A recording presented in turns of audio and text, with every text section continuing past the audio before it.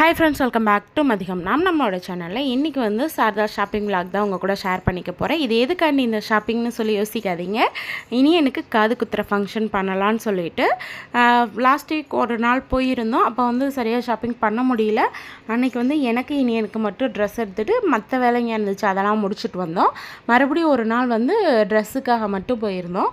அப்ப வந்து நானே இனியன் அப்பா 3 பேர் போய் எடுத்துட்டு வரலாம்னு சொல்லிட்டு போய் எடுத்துட்டு வந்திருந்தோம்.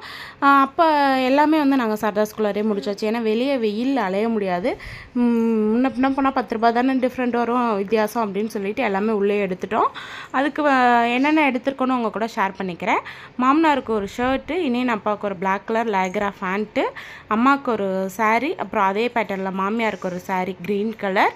ஸோ அதுக்கப்புறமேட்டுக்கு என்னோடய மாமனாருக்கு 2 லுங்கி, அப்பாவுக்கு வந்து white and white veshti shirt, plus Iniyan அப்பாவுக்கு ஒரு செப்பல், இனியனுக்கு ஒரு செப்பல். இனியனுக்கு வந்து செப்பல் எடுத்து ஃபஸ்ட் டைம் அங்கனே போட்டு விட்டாச்சு. அவர் போட்டுகிட்டே அலைய ஆரம்பிச்சிட்டாரு. ஸோ அந்த விளாகெல்லாம் அவங்க கூட அவரோட எக்ஸைட்மெண்ட்லாம் சீக்கிரமே ஷேர் பண்ணிக்கிறேன். அதுக்கப்புறம் இனியன் அப்பாவுக்கு வந்து ப்ரௌன் கலர் ஷர்ட் நான் எடுத்தேன். அவருக்கு வந்து ப்ளூ கலர் பிடிச்சிருக்குன்னு எடுத்தார். எனக்கு வந்து ஒரு 2 சுடிக்கு வந்து ஷால் இல்லை, அதனால் சரின்ட்டு ஸ்ட்ரீட்டில் இருக்கக்கூடிய 2 ஷால் எடுத்திருந்தேன். இது போக இனியனுக்கு வந்து மொட்டை எடுக்கிறனால அவனுக்கு முடி இருக்கிற முடியில் வந்து குடுமி போட்டு பூ வச்சு லேடி கெட்டப் போடணும் அப்படிங்க, பொம்பளை பிள்ளை ட்ரெஸ் போட்டு வீடியோ ஃபோட்டோஸ் எடுக்கணும்னு சொல்லிட்டு அதனால் ரோட்டோர கடையில் ஒரு 250 ரூபாய்க்கு ஒரு கெவுன் எடுத்துகிட்டு வந்திருந்தேன். இது எல்லாமே எடுத்து முடிச்சுட்டு நாங்கள் வந்து தங்கமயிலில் வந்து சீட்டு போட்டிருந்தேன். ஸோ அதோட ஒரு பழைய கோல்டு ஒன்று இருந்துச்சு, அதையும் போட்டுட்டு நம்ம அங்கே வந்து நகை எடுத்துக்கலான்னு போயிருந்தோம். போயிட்டு எடுத்துகிட்டு டைமண்ட் கலெக்ஷன் கொஞ்சம் அவங்க வந்து ஷேர் பண்ணிக்கிட்டாங்க. மினிமம் வந்து பார்த்தீங்கன்னா ஒரு 25,000 வந்து இருக்கும். ஸ்டட்டு மாதிரி இருக்காது. அதே கொஞ்சம் டைமண்ட் தானா? அது டைமண்ட் தான் மேடம். நம்மக்கிட்ட வந்து பார்த்தீங்கன்னா லோவஸ்ட் பட்ஜெட்டில் இருந்தே இருக்கும். அதே நீங்கள் கொஞ்சம் கிராண்டாக வேணும் அப்படின்னு எதிர்பார்த்தீங்கன்னா ஒரு 40-45 இந்த மாதிரி வரும். இந்த பேட்டர்ன்ஸ் எல்லாமே உங்களுக்கு. இப்போ இந்த பேட்டர்ன்ஸ்லாம் உங்களுக்கு இதெல்லாம் உங்களுக்கு குறைஞ்சது ஒரு 1/2 பவுன் பட்ஜெட்டில் இருந்து ஸ்டார்ட் ஆகும். இப்போ கோல்டு ரேட்டு தான் வருமா? என்ன ரேட்டோ அந்த ரேட்லேயும் நீங்கள் பார்த்து எடுத்துக்கலாம். டைமண்ட்ஸ் உங்களுக்கு கொஞ்சம் கிராண்டாக இருக்கிறது மட்டும் ஒரு 5 கிராம் 6 கிராம் இந்த மாதிரி ரேஞ்ச். இப்போ இது எவ்வளோ வரும்னு மட்டும் சொல்ல முடியுமா? இது எடுத்தீங்கன்னா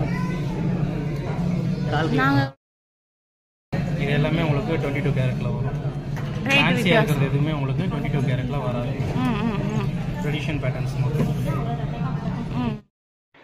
ஆக்சுவலி டைமண்ட்னாவே விலை காஸ்ட்லி அப்படின்னு சொல்லிட்டு நம்மளாம் அந்த சைடு போகவே மாட்டோம். அதுவும் நான் மெயினாக போக மாட்டேன். இந்த டைம் வந்து அவங்களே வந்து கஸ்டமருக்கு வந்து எக்ஸ்பிளைன் பண்ணி சைன் வாங்கணும்னு சொல்லிட்டு கூட்டிகிட்டு போயிருந்தாங்க. ஸோ நாங்களும் வந்து பில் போடுற டைமில் பார்க்கலான்னு சொல்லிட்டு பார்த்துருந்தோம். 20,000லேருந்தே ஸ்டார்ட் ஆயிருந்துச்சு. இது தங்கமயிலில் இருக்க அந்த செக்ஷனில் வந்து பார்த்துக்கிட்டு இருந்தோம். அவங்க வந்து எக்ஸ்பிளைன் பண்ணிக்கிட்டு இருந்தாங்க. கோல்டு தனியாக வந்து நம்ம ரிட்டன் எக்ஸ்சேஞ்ச் பண்ணோம்னா கோல்டு தனியாக அன்னைக்குங்க என்ன ரேட்டோ அதில் எடுத்துக்குவாங்க. அதே மாதிரி டைமண்ட் வந்து 3 மாதம் 4 மாதத்துக்கு ஒருக்க விலை சேஞ்ச் ஆகும். ஸோ நம்ம போடும் போது டைமண்டோட ரேட் என்னவோ அந்த கல்லோட ரேட் வந்து எடுத்துக்குவேன்னு சொல்லிகிட்டு இருந்தாங்க. ஸோ அதெல்லாம் முடிச்சுட்டு ஷாப்பிங் முடிச்சுட்டு வந்தாச்சு. இது வந்து புதன்கிழமை நடந்தது. அதுக்கப்புறம் அமாவாசை அன்னைக்கு காலையில் எந்திரிச்சிட்டு ஒரு 5 மணி அந்த மாதிரி டைமில் எந்திரிச்சு நல்லா கோலம் போட்டுட்டு சாமி கும்பிட்டுட்டு சாமிகிட்ட வந்து இனியனுக்கு எடுத்துகிட்டு வந்து தோட்டை வச்சு சாமி கும்பிட்டுடலான்னு சொல்லிட்டு எடுத்து வச்சு சாமி கும்பிட்டுட்டு இருந்தேன். கும்பிட்டுட்டு நம்ம வந்து அன்றைக்கிங்க குலசாமி கோயிலுக்கு போயிட்டு அங்கே ஃபுல்லாக க்ளீனிங் ஒர்க் இருக்குது, அதை முடிச்சுட்டு வரலான்னு சொல்லி கிளம்பியிருந்தோம். இனியனுக்கு வந்து 2 கும்மல் மாதிரி தான் எடுத்திருந்தேன். ஏன் அப்படின்னா ரெகுலராக வந்து அவனுக்கு போடுற ஐடியாவில் ஒரு மிஞ்சி போனால் 1 மாதம் அதிகபட்சம் போடுவோம். அப்படிங்கும்போது அது கூட வந்து நம்ம கீழே ஏதாவது அட்டாச்மெண்ட் வாங்கி நான் போட்டுக்கலாம், யூஸ் பண்ணிக்கலாம் வீட்டுக்கு அப்படின்னு சொல்லிட்டு ஒரு கும்மல் மாதிரி எடுத்திருந்தோம். இது வந்து 1 கிராமில் தான் எடுத்திருந்தோம். போதும் சின்ன பிள்ளைக்கு காது தாங்காதுன்னு பேபி செக்ஷனில் எடுத்திருந்தோம்.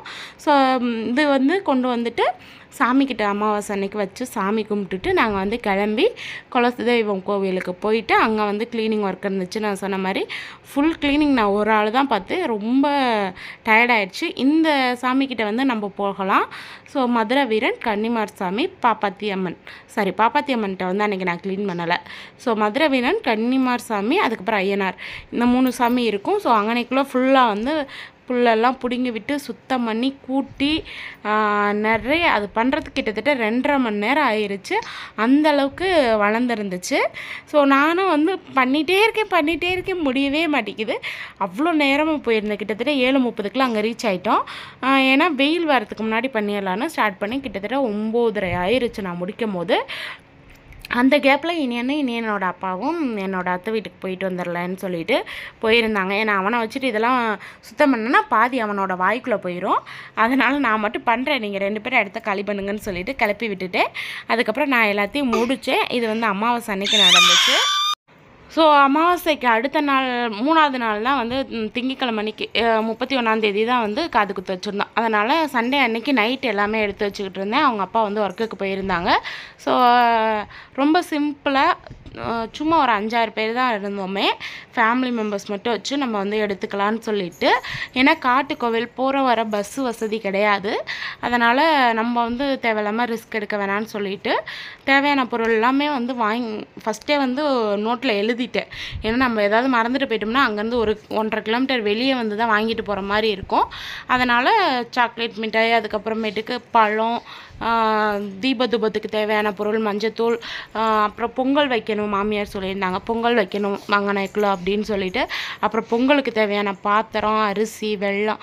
அரிசி வந்து அவங்க கொண்டு வரேன்னு சொல்லிட்டாங்க. ஸோ நான் வெல்லம், முந்திரி, திராட்சை, ஏலக்காய், நெய் இதெல்லாமே எடுத்துக்கிட்டேன். பால் ஒரு பாக்கெட் காலையில் போகும்போது வாங்கிட்டு போய்க்கலான்னு சொல்லிட்டு. ஸோ ஃபஸ்ட்டு எடுத்து வச்சு அதுக்கப்புறம் பை எப்படியும் பத்தாதுன்னு சொல்லிட்டு அந்த பாத்திரத்துக்குள்ளாரே எல்லாத்தையும் போட்டு வைக்க ஆரம்பிச்சிட்டேன். அது பாசிப்பருப்பு, சந்தனம், குங்குமம், விபூதி, மஞ்சத்தூள் பாக்கெட்டு, அதுக்கப்புறமேட்டுக்கு முந்திரி, திராட்சை எல்லாமே வந்து அந்த பாத்திரத்தில் போட்டுட்டு வெல்லம் எல்லாமே வந்து உள்ளே சேர்த்திட்டேன். தனியாக வந்து நம்ம பழம் வச்சுக்கிட்டேன், தேங்காய் இதெல்லாமே தனியாக வச்சுட்டு இந்த பாத்திரத்தை ஒரு சைடு வச்சுட்டு நான் ஒரு பேக் ரெடி பண்ணிட்டேன் நைட்டு. ஸோ மார்னிங் வந்து பால் மட்டும் மேலால் வைக்கணும், பாலும் வாழைப்பழமும் வச்சு எடுத்துகிட்டு போகணும்னு சொல்லிட்டு இன்னொரு பேக் ஃபுல்லாக வந்து ட்ரெஸ்ஸு 2 வீட்டுக்கு எடுத்த ட்ரெஸ் எல்லாமே எடுத்து வச்சுக்கிட்டேன். அன்றைக்கி வந்து நான் சாரீ, அவங்க அப்பா வந்து ப்ரௌன் கலர் ஷர்ட், வேஷ்டி. இனியனுக்கு வந்து வீட்டிலேருந்து போகும்போது சும்மா டவுசர் ஷர்ட் மட்டும் போட்டிருந்தேன்.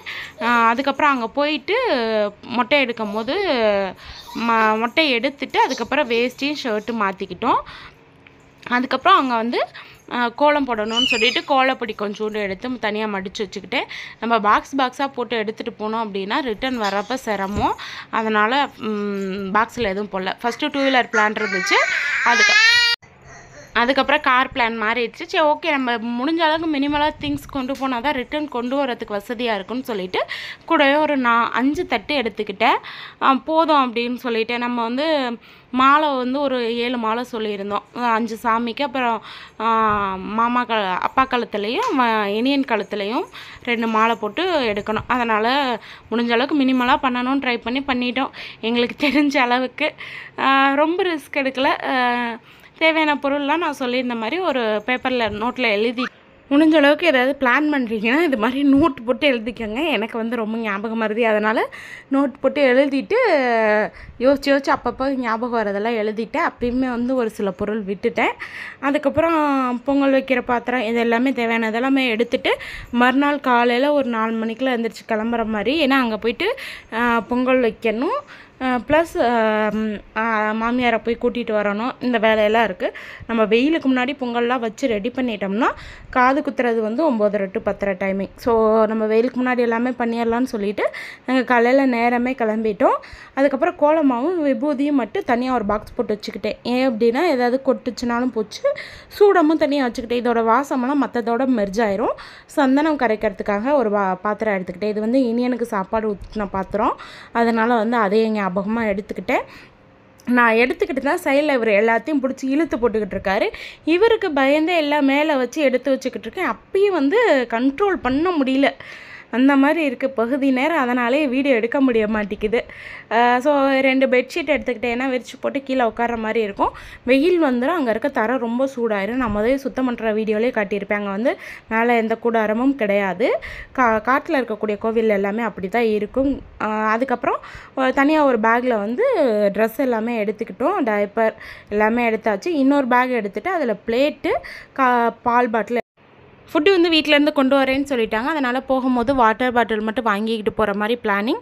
முத நாளே வந்து சாரீ ப்ரீ ப்ளீட்டிங் பண்ணி வச்சுருந்தனால ஈஸியாக காலையில் எழுந்திரிச்சு போட்டுக்கிட்டு கிளம்பியாச்சு. நெக்ஸ்ட் வீடியோ இனியனோட காது குத்து ஃபங்க்ஷன் உங்கள் கூட ஷேர் பண்ணிக்கிறேன். மறக்காமல் பாருங்கள், லைக் பண்ணி